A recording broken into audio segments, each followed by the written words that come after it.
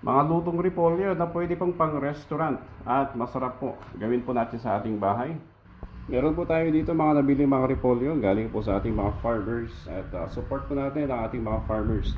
Lulutuin po natin ito sa sobrang simpleng paraan pero sobrang sarap. Okay, so ito lang po yung ating magiging pangpasarap, mackerel.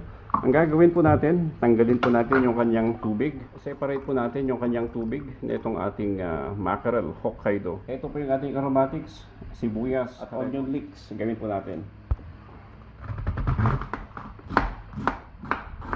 Ito po yung kanyang slice. Ang kailangan po natin sa pagluluto ng masarap na pagkain, kahit na simpleng repolyo, yung tamang proseso. Sa recipe ito, yung technique na gagamitin yung Chinese technique na mainit na wok. Kung mainit po yung wok natin, mas masarap po ang magiging stir fry na mga gulay po natin. Unahin natin yung ating sibuyas. I-caramelize po natin ng bahagya yung ating sibuyas. Pag medyo nag-caramelize na yung ating sibuyas, ilagay na po natin yung ating Hokkaido. Igisa po natin siya. So mainit po.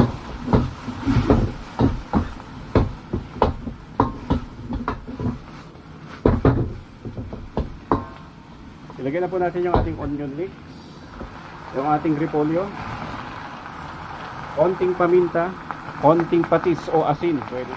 At ang technique po niyan, palakasin po natin yung apoy.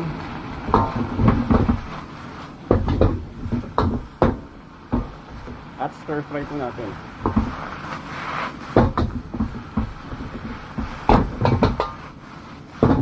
Sesame oil.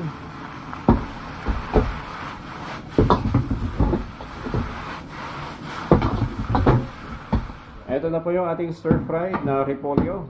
Crispy pa yung kanyang gulay. Okay, yan po. Mag-iwan po tayo ng konti.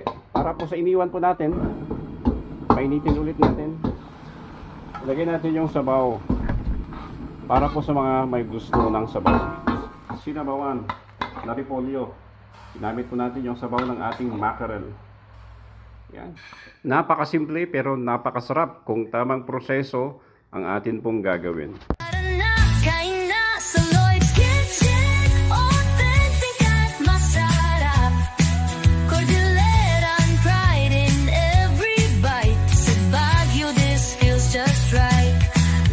Kitchen.